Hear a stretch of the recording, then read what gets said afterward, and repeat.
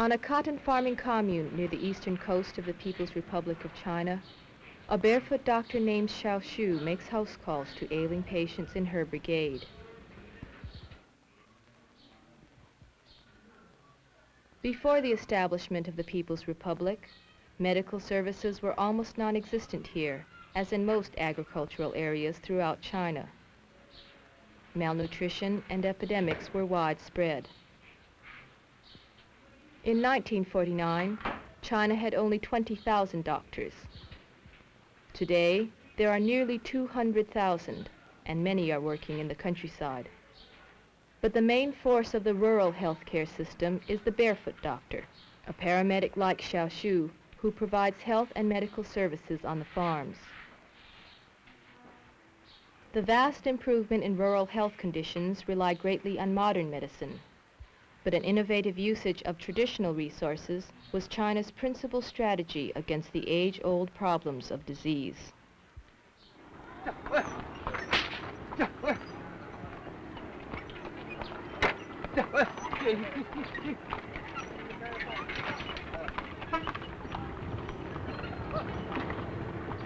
In the past, trained medical personnel stayed in cities like Peking to work in fee-for-service clinics or in hospitals built by foreign missionaries.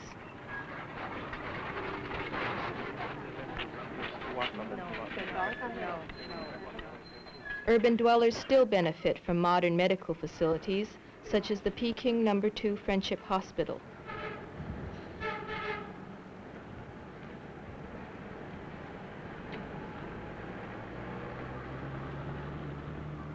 Today, nearly all city residents receive professional medical care provided through low-cost health insurance. It is hoped that someday, health services will be entirely government-funded.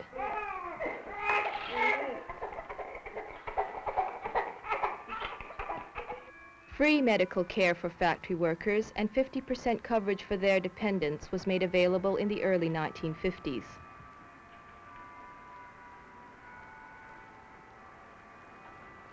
Factories contracted with nearby hospitals for the services of professional doctors and nurses. As a result, medical care for workers improved, but it relied primarily on an urban, hospital-based medical delivery system. In 1965, in what has become his famous June 26 directive, Chairman Mao insisted that in health and medical work, the stress should be on the rural areas. China needed doctors not only in the cities, but on the farms where 80% of her population lived. But how could China, relatively poor in resources and medical manpower, provide adequate health services for over 600 million people in the vast countryside?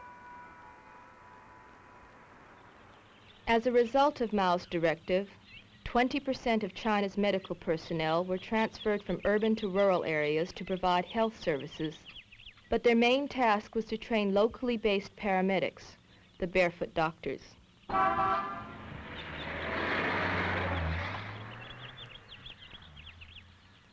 The name barefoot doctor is a literal translation of the Chinese term 赤脚医生. It was originally a nickname for rural medical workers who, like other farmers, sometimes work without shoes. Its main purpose is to symbolize the kinship between the peasants and the paramedics.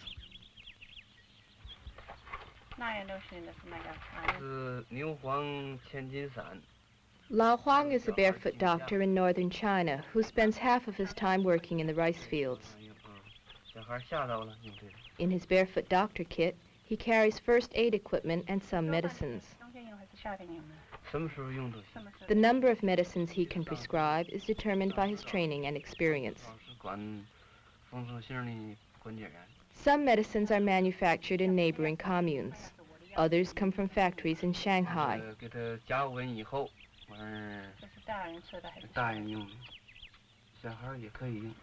Advanced barefoot doctors may spend less time in the fields, but some farm work is required for everyone. Lao Huang earns as much as other farmers with the same labor power, about 40 Chinese dollars per month. When Lao Huang is working in the clinic, other members of his production team assume his responsibilities in the fields. 那主要比赛的身体的声音。你这么简单是这个学到这么冲，是吧？一场上讲话也不好，一场上讲话也不好，还得让。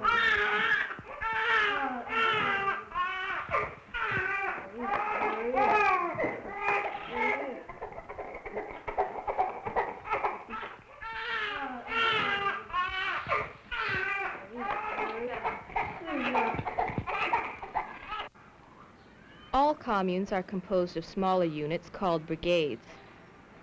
Each brigade maintains a small clinic which serves approximately 1,500 people. The number of barefoot doctors per clinic varies from commune to commune.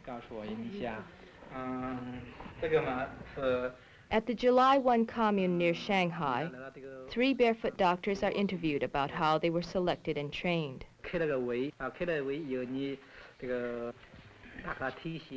Candidates are nominated at open meetings, then approved by health officials. Qualifications are based on record of public service and aptitude for health work. Family background and political attitudes are also considered. The primary motivation for becoming a barefoot doctor must be to serve the people. 我当了3年。当了3年。这个你。我也当7年。所以你们2个都是7年，你是3年了。时间分布的特点是不一样的。In the late 1960s, the initial group of barefoot doctors was trained on the communes for 1 to 4 months during the agricultural slack season. In some areas, basic training is now a more formal 6-month program financed by the government. These students at the Shenyang School of Public Health will eventually receive a total of 2 years of classroom and clinical instruction. Over half of the barefoot doctors in this class are women.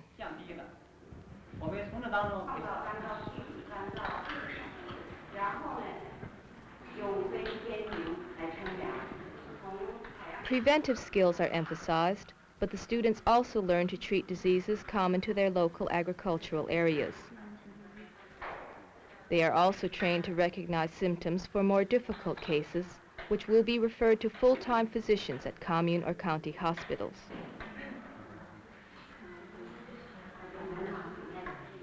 As part of their basic medical program, barefoot doctors study gynecology and obstetrics. They will play an active role in China's family planning campaign.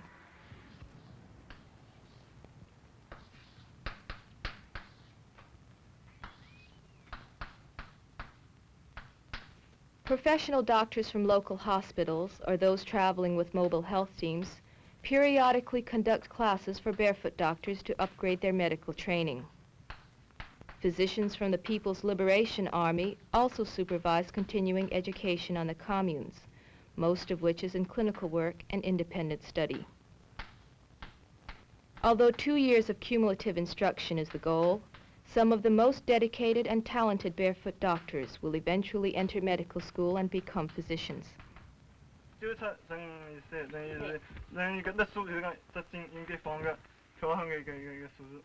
The barefoot doctors in turn train health workers to assist in prevention activities. Educational programs emphasize personal hygiene and environmental sanitation. Water samples are collected periodically from local wells and tested for contamination.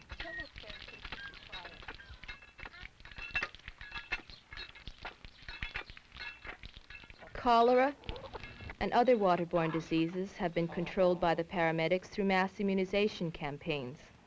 But the lasting success of their efforts can also be attributed to an increased concern for sanitation.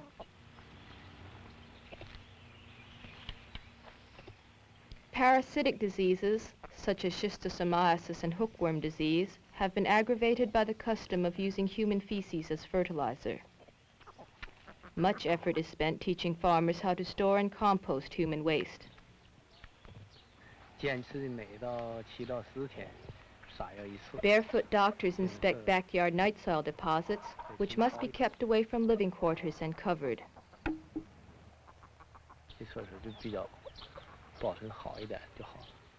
Farmers collect the night soil, which will be fermented or treated chemically before use in the fields. By taking these precautions, parasitic diseases have been greatly reduced, though not yet totally eliminated.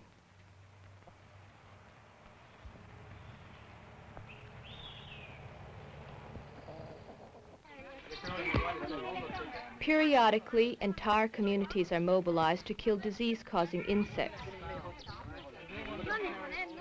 The national anti-pest campaigns of the 1950s were directed against flies, rats, mosquitoes, bedbugs, and roaches. During the summer, farmers clear rainwater from ditches and spray insecticide to keep mosquitoes away from their homes. Malaria and other diseases have been greatly reduced, but mosquitoes breed in wet rice fields and are still a nuisance.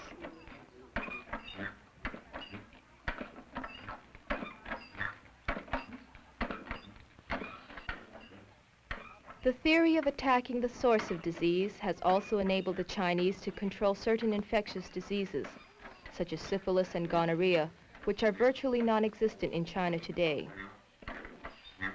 Symptoms were publicized during small group meetings and over the mass media. Affected persons were urged to go for treatment. Health education for the public is a major part of the Barefoot Doctors Prevention Program and China's principal strategy against disease.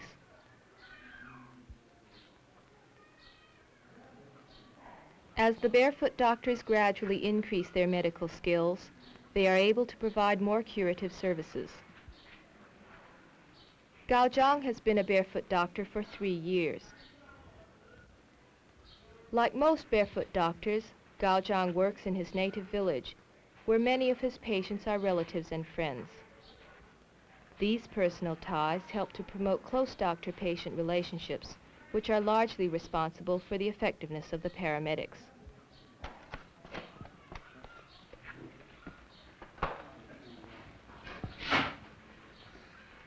The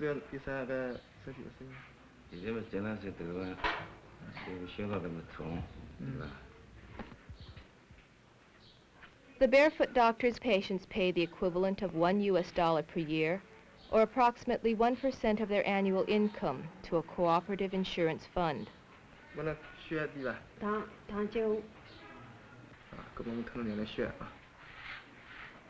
The brigade contributes a matching amount, which pays Gao Zhang's salary.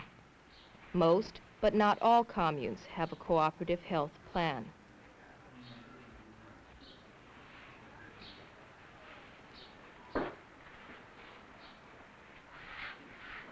In addition to Western medical techniques, traditional Chinese treatments are administered by barefoot doctors. The most popular is acupuncture, which has been used for centuries as a method for treating various ailments, such as headaches.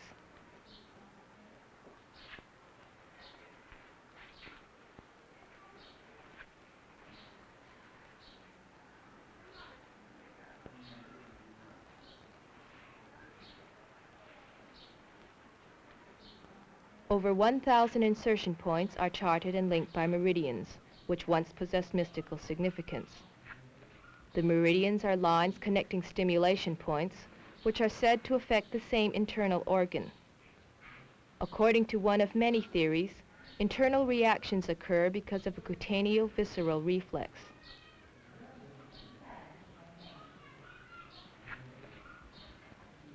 The advantages of using acupuncture as an analgesic for surgery were not discovered until the early 1960s, during experiments conducted by Chinese doctors.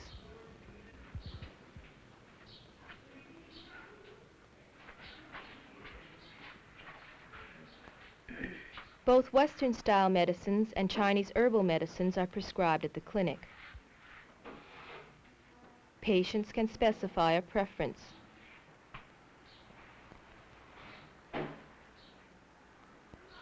Herbs are grown commercially or collected by the peasants on their days off and sold for additional income.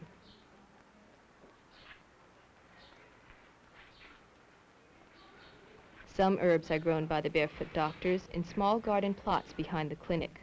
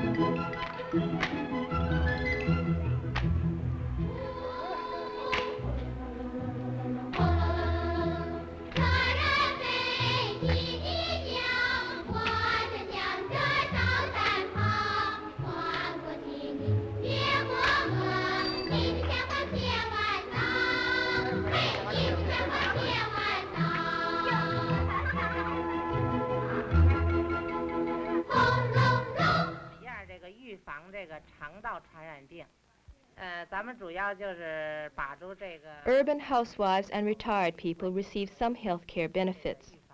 With encouragement from the government, they have also formed their own health care groups, electing their own paramedics called Red Health Doctors.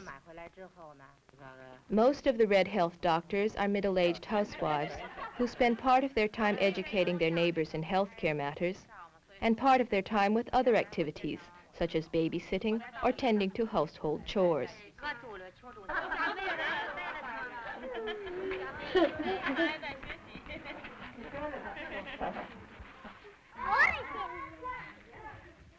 Household tasks may include caring for homegrown ginseng plants and other medicinal herbs.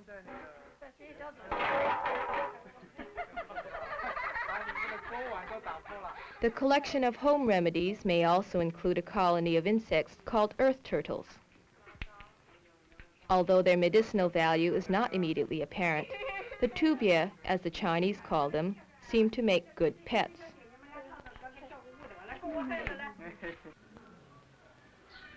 Lao Liu is a Red Health Doctor at the Xichang'an Hutung in Peking. Like the barefoot doctors, she emphasizes preventive measures but has had less medical training. At this health station, services such as this acupuncture treatment for rheumatism cost as little as 5 cents. Many people, especially older patients, still prefer traditional Chinese treatments.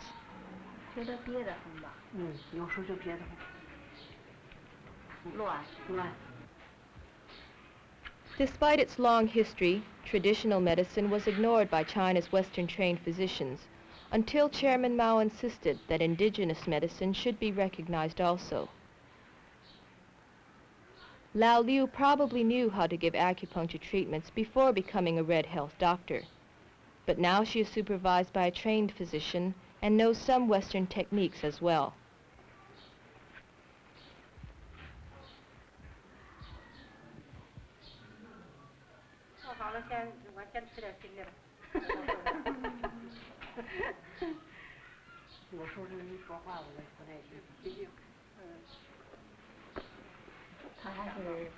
Lao Liu and her partners also know how to make 10 varieties of herbal pills, one of which they say is very effective against the common cold.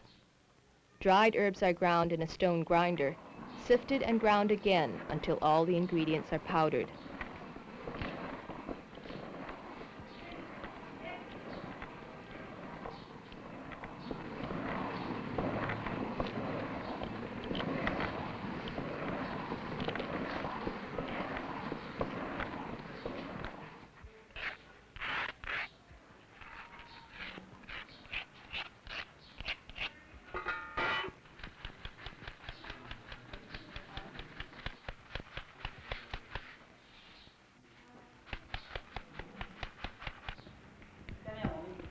The combined use of Chinese and Western medicine is described by a popular saying, 两条腿走路.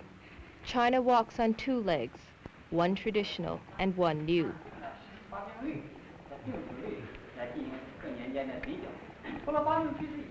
The curriculum for all medical students now includes courses taught by Chinese pharmacologists who once considered medicinal recipes to be highly prized secrets. Learning to identify all the ingredients can be a difficult task. 它固有的表现出一些。 10% of the students at the Liaoning School of Chinese Medicine are People's Liberation Army soldiers. Nearly half of the other students were barefoot doctors before entering medical school. In 4 years, they will become physicians with a specialty in Chinese medicine and will help train barefoot doctors in the use of herbs and other medical techniques.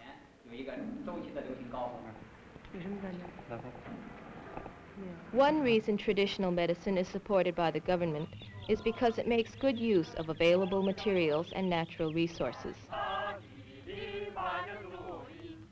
Wild herbs are preferred because they are considered to be more potent.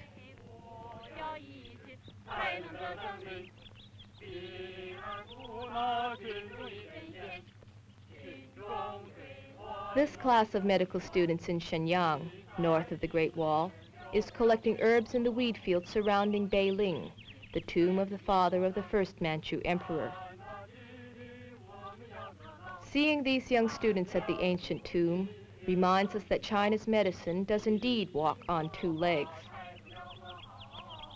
The Chinese say that by combining traditional and modern medicine, the old can help the new, and the past can serve the present.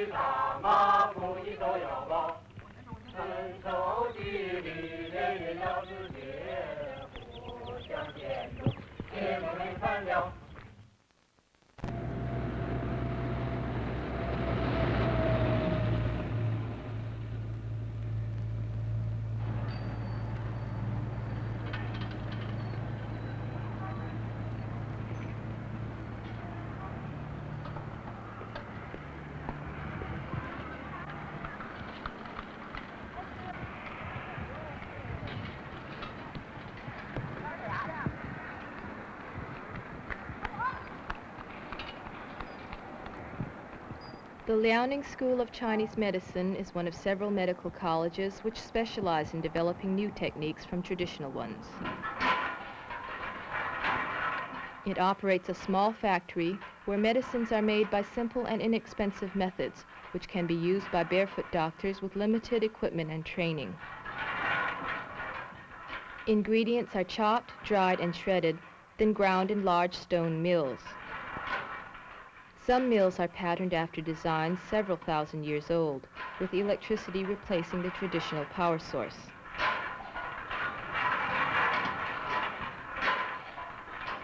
Some of the medicines are made according to age-old prescriptions. Others are new formulas developed by the school's pharmacologists.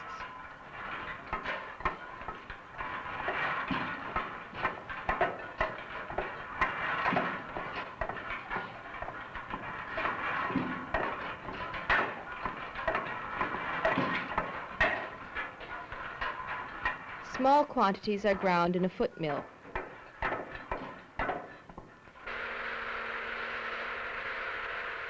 Others are blended and granulated in an air-blown tumbler, or finely powdered and made into tablets. The machines, like the medicines themselves, are made from available materials.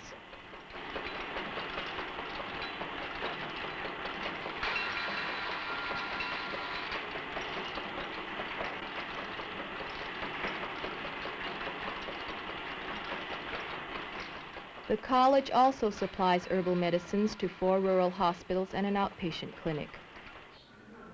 Individual prescriptions are dispensed at herb pharmacies at the school.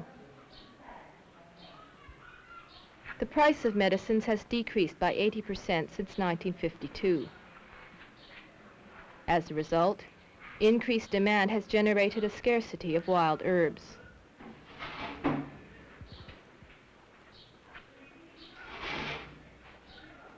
Posters illustrating substances with medicinal value are distributed among the peasants, who can help barefoot doctors gather more herbs.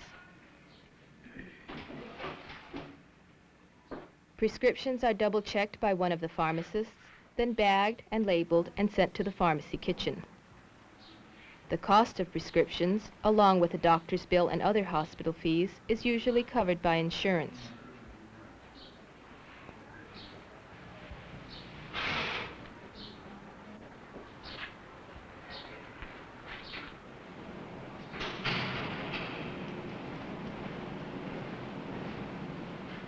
In the pharmacy kitchen, prescriptions are placed in individual cooking pots and brewed into medicinal teas or syrups. The Chinese phrase for taking medicine is 吃药, to eat medicine, as one would 吃饭 or eat food. In some ways, the modern-day usage of herbal medicines can be considered an extension of Chinese nutritional therapy, a means of preventing and curing illnesses with food, which was popular long before the arrival of Western medicine.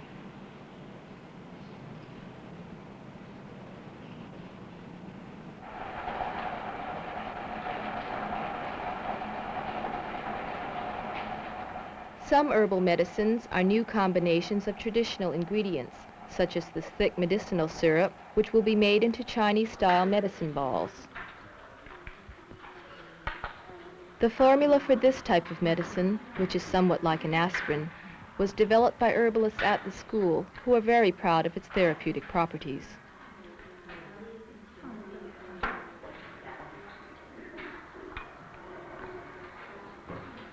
According to directions on the back of the package, small bits taken with water should help to cure headaches and colds.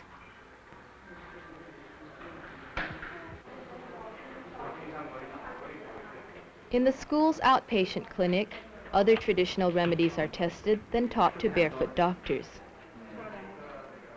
One is called Zhuguan, a counter-irritation treatment for rheumatism, in which heated bamboo sections are applied to the skin. Another is Jufa, or moxibustion. Balls of herbs are placed on the skin and lit, causing small blisters to form.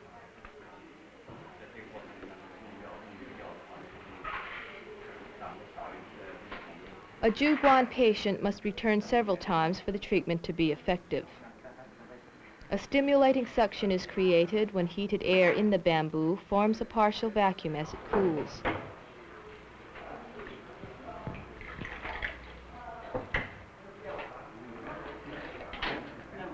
Like many other traditional remedies, Zhuguan treatments are simple to perform and do not require expensive medical equipment.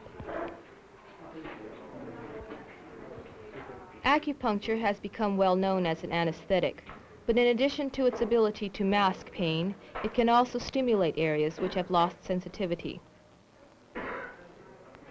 Needles of varying lengths are inserted at different points depending on the nature of the ailment. Occasionally, acupuncture is used in conjunction with another treatment called Baguan.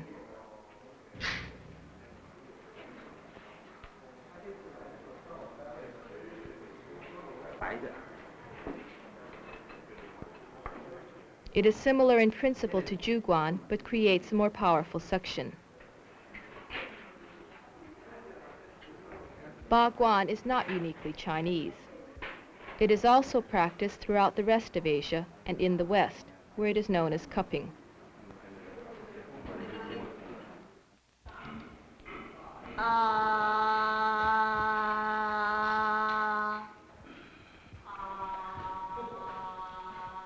A traditional method of removing tonsils by cauterization is also performed in the clinic.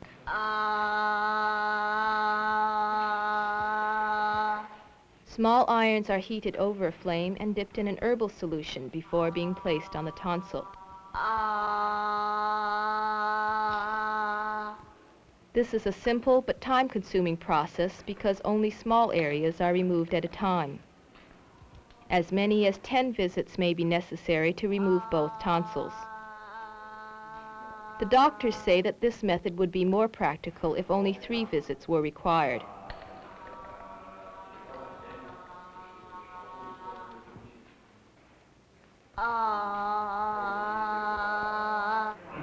Although most barefoot doctors do not perform dental work, they are occasionally required to extract teeth.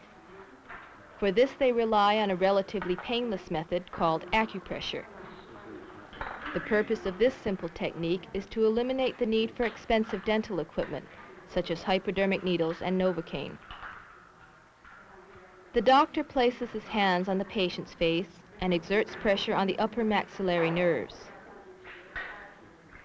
This creates a temporary numbness, similar to what happens when one's foot goes to sleep.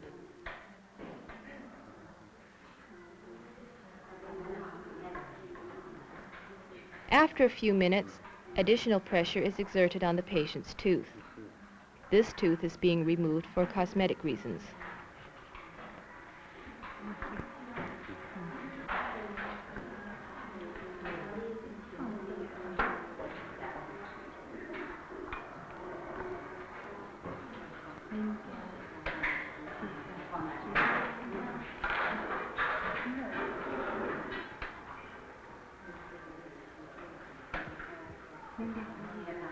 After the extraction, an herbal solution is applied to stop the bleeding. This simple acupressure technique is now being used by many barefoot doctors.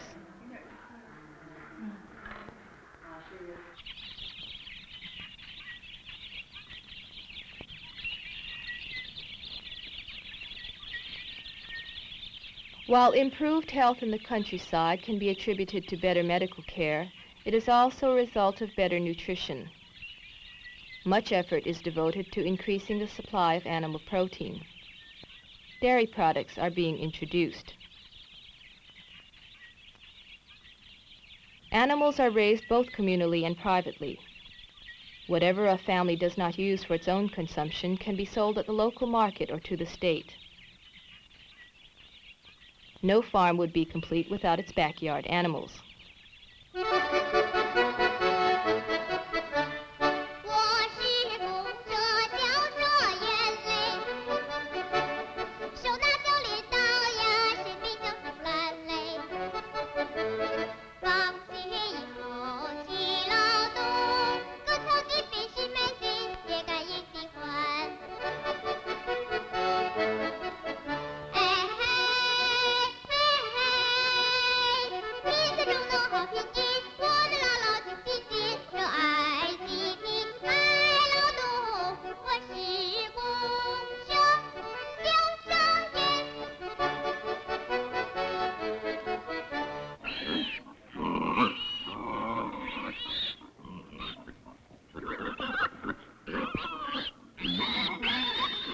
Pigs are bred not only for their meat, but also for their manure, which is the main source of fertilizer.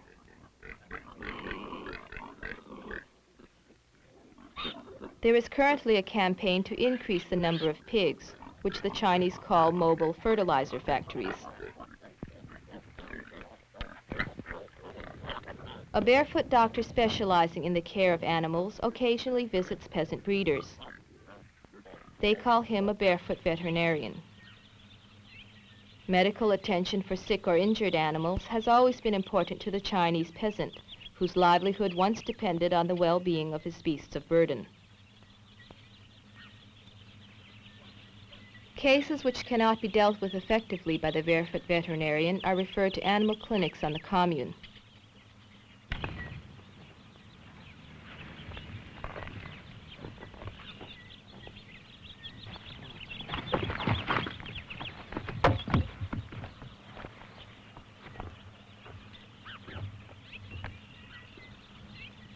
At the animal clinic, veterinarians administer both Western and Chinese medical treatments.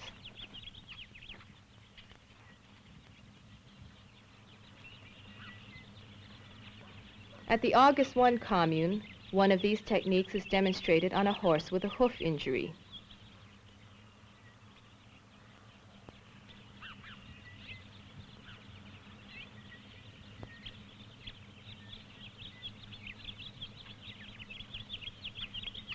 A popular remedy for many human ailments, acupuncture is also used to treat sick animals.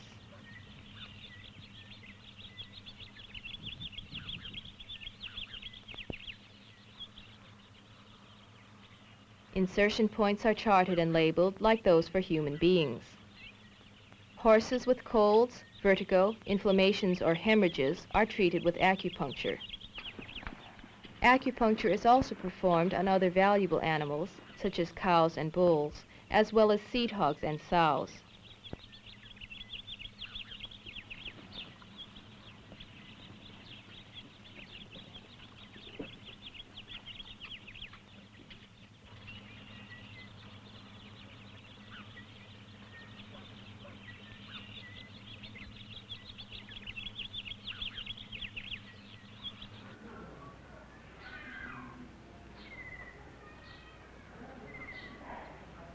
高烧不高烧？不高烧。A barefoot doctor specializing in midwifery assists in childbirth as well as prenatal and perinatal care. This midwife is visiting a young peasant mother a week after the birth of her first child.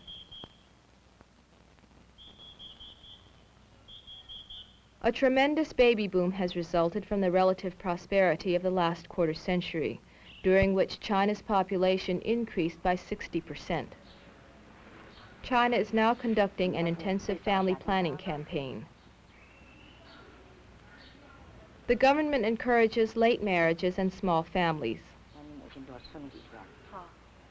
Ideally, women should be 25 and men 28 years old before marrying.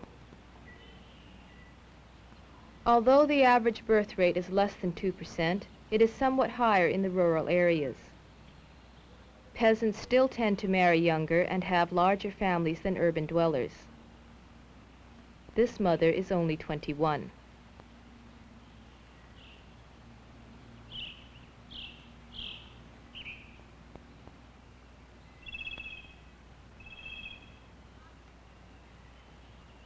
Before 1949, China's infant mortality rate was extremely high. With better living conditions and trained healthcare personnel in the rural areas, infant mortality has been drastically reduced. This 7-day-old baby boy, wrapped in red in the traditional Chinese fashion, can look forward to a long and healthy life.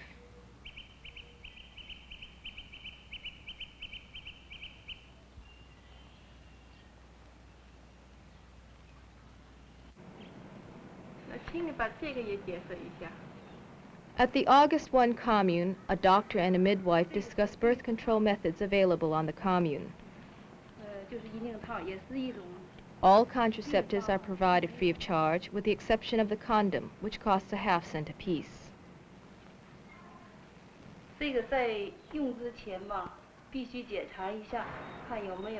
Although they are sold in stores, condoms, like other contraceptives, are available to married couples only.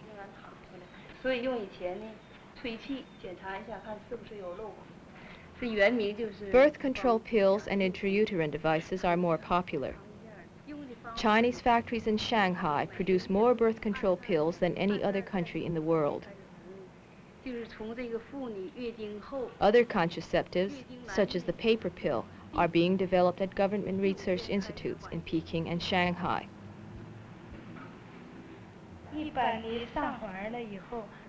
This midwife keeps records for every family in the brigade, indicating which method of contraception is being used. Here, she explains a record book for IUD insertions.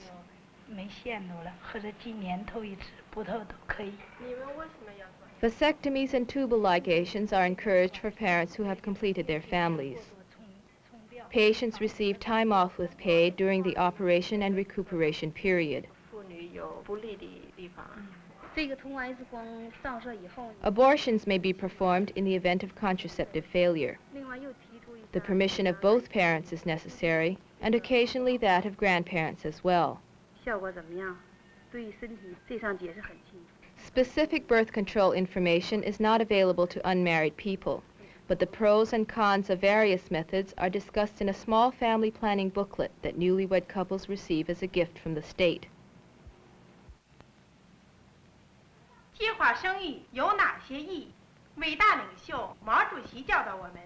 In China, family planning is not only a personal matter, but a national concern.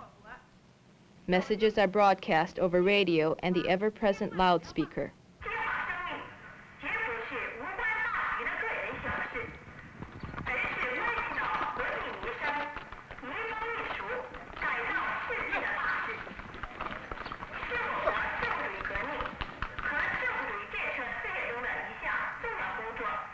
The advantage of having small families and limiting population growth are explained in terms of promoting better health and improving living standards for all.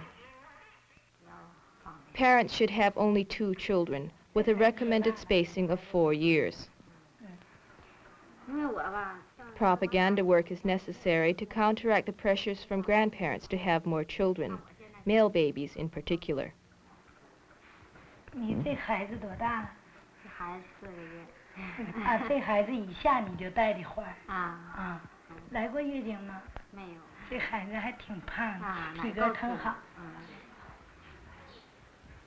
Midwives and barefoot doctors also deliver birth control pills to married women on the commune. Barefoot Dr. Xiao Xu delivers a once-a-month birth control pill that is being tested on her commune near Shanghai.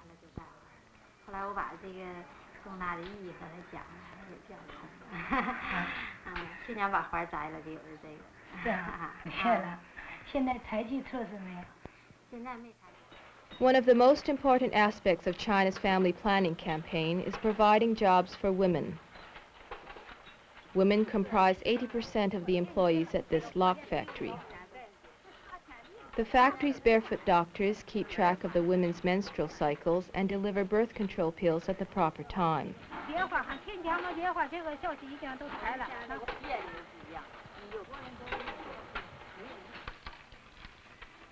What a woman earns by laboring outside the home adds substantially to the family income. This additional revenue can be used to purchase luxury items such as a bicycle, sewing machine, radio, or watch. In addition to the monetary incentive, there is also a strong motivation to contribute directly to the building of new China. Women want to be an active part of the productive labor force.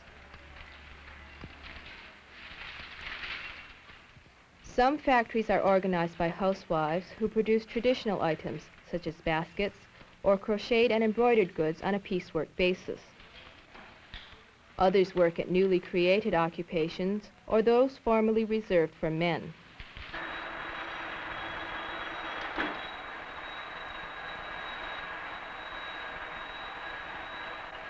Women lathe operators work in small rural factories organized to aid the commune in becoming self-reliant.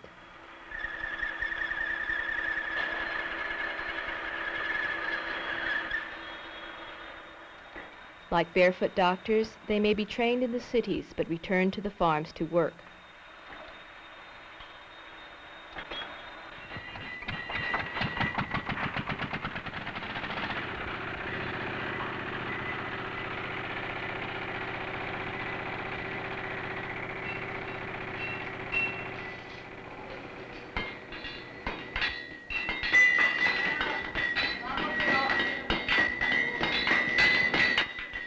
Some of the more strenuous jobs are still performed by men. Women who perform less physically demanding tasks earn somewhat less, but the goal is equal pay for equal work. Women also perform jobs such as digging wells and canals, which were once forbidden to them because of superstition. Welding an ox cart wheel pays the same number of work points as forging iron spikes.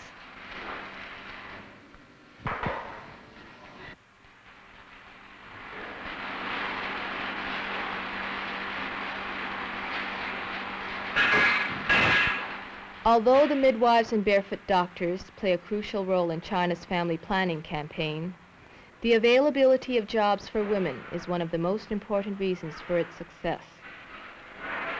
By keeping population growth in line with the ability to provide medical services, family planning will be a major factor in the future of health care in the countryside.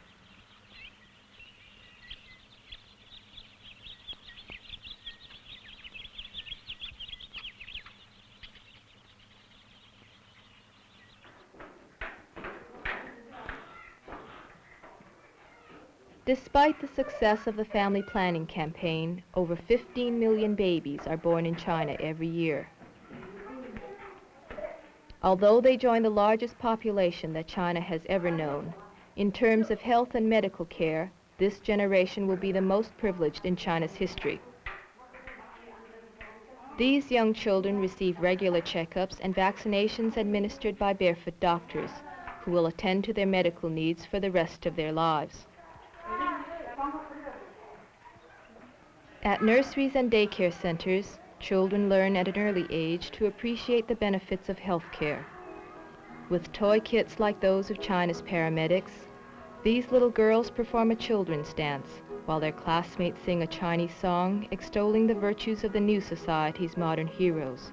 the barefoot doctors. 1